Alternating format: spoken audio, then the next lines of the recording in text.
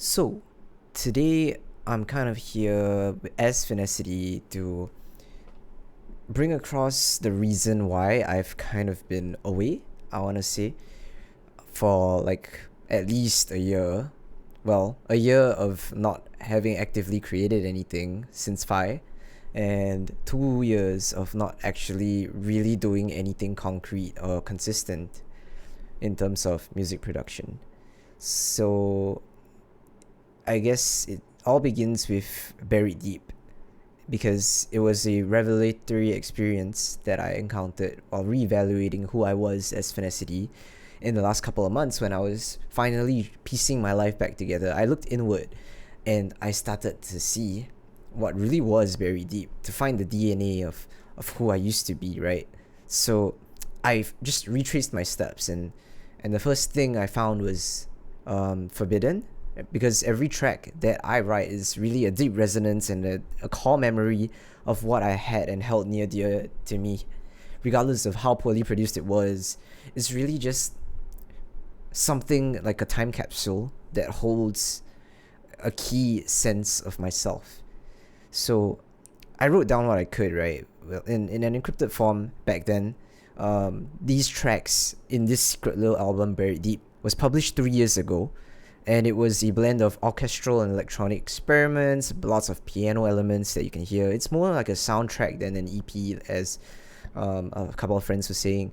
It sounded good to me then, and it still sounds to me good to me today, right? Because back then, we were tired but not sleepy, and really, in the span of then when I graduated and when I now having found proper employment, I took almost an involuntary break because I hated my previous job and I completely am in love with my current job. The main difference being the ability to co-create, the ability to bring projects to life like I used to, and it was really like a core fundamental part of myself that I would say is almost indispensable. So, anyways, back to that. Listening to these tracks is the reason it made me realize why I stopped releasing tracks for a while, because I did lose my purpose to compose, right?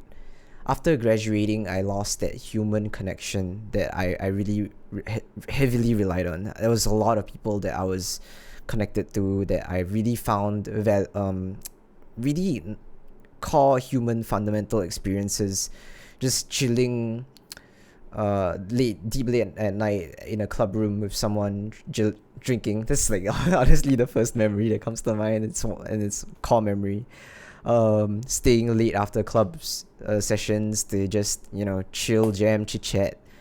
Staying in hall to have my own space. It was all really really liberating, and I'll say that because I had the experience out there for 1 whole year, well, 4 whole years, just free of responsibility, free to create and free to connect and network, and it was the best highlight of my life, right? So I, through the monotony of work, through my first job, I that illusion of rose tinted lenses of work and adult money and all that uh got shattered really really like instantly, because it did not bring across any kind of excitement or any kind of happiness, as because I was working in an MNC and the supervisor was not really open to suggestions of change, of improvement, of bringing work culture, of bringing human connection into the office, and everyone would just eat by themselves, even though there were like common meal times.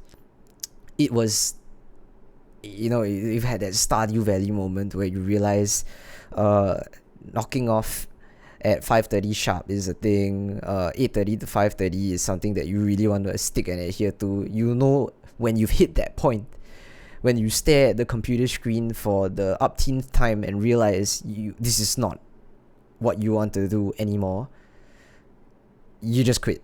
You just straight up quit. I quit.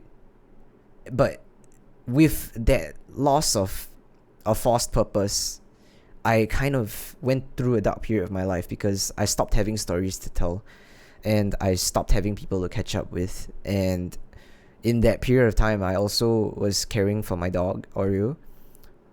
He was already 14 at the time, and he passed last November. I was honestly devastated because he's kind of an old family pet that only joined us at the age of 11, but those 3 years were the best years of my life because he's the family pet, and everybody loves the little guy. So yeah, I truly did feel like I lost it all at that point in time of my life. But with some help, I did remember why I wanted to continue, and through reconvening with a couple of friends, it's that I really haven't reached out to for a while. The limbo of my life did end, thankfully. After 7 straight months of being unemployed, I picked up a part-time role in my current place, and I even had time to do my fun employment projects like it was all coming back to me slowly but surely. And what Buried Deep really did for me, as I uncovered, is go through and unfold in its rawest form, seeing each of these pieces come back to me. For instance, like, these core memories that form my conscience, my consciousness, my purpose, how I feel, raw emotion. It's just liberating, to remember exactly why you are around and why you still fight your good fight.